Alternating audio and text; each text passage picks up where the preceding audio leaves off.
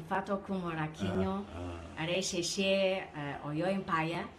Good afternoon, Baba.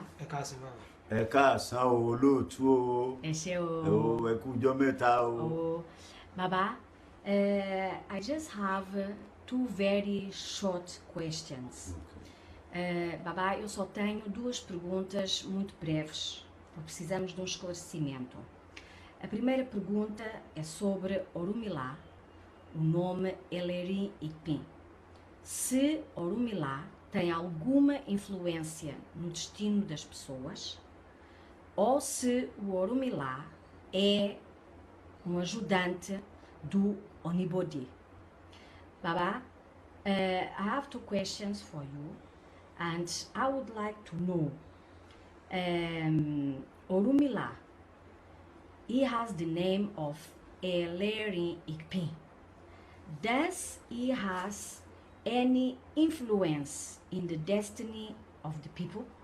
Ani bàbá, ìbéèrè méjì là ń fẹ́ béèrè lọ́wọ́ yín. Mo fẹ́ gbọ́. Pé àkọ́kọ́ ṣé lẹ́yìn ìgbà tí Ọ̀rúnmìlà bá ti lọ wo bí oníbodè ti ń fún àwọn èèyàn ní bí ti ń fàṣẹ sí ìpín àwọn èèyàn, ṣé ó tún ní nǹkan kan ṣe papọ̀ mọ́ oníbodè lẹ́yìn ìgbà náà ni?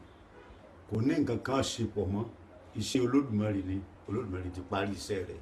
Baba said after the Ọ̀rúnmìlà has know the destiny of the people, he doesn't have any work with anybody.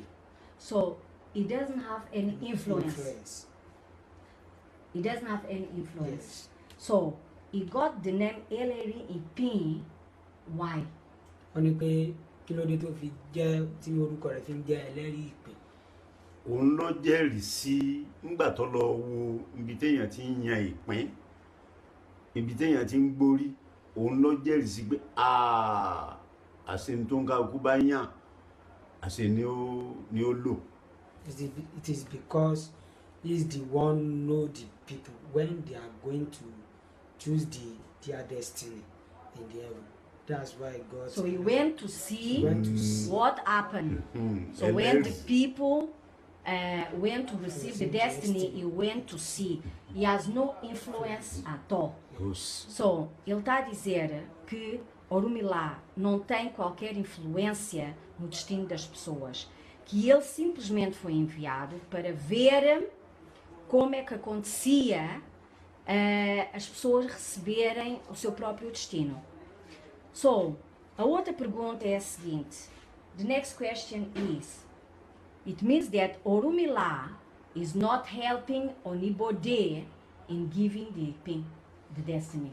Wọ́n ní pé àyè ìtumọ̀ ẹ̀ńtẹ́ sọ ni pé Ọ̀rúnmìlà kì í ran oníbodè lọ́wọ́ lẹ́yìn ibi iṣẹ́ yòókù lẹ́yìn ìgbà tó ti lọ mọ̀ nípa báwo yẹn ti yan ìpín. Kò ràn lọ́wọ́ nítorí Olódùmarè ò fi rán. He said Ọ̀rúnmìlà has not helping the oníbodè after they know how the people has taken their destiny. So, ele quer dizer que Orumilá não ajuda o Onibodê, não tem qualquer interferência no destino das pessoas, correto? Correct? Yes. He has no, he doesn't interfere at all. Yes. Okay, Baba. Baba, thank you. Okay. Thank you.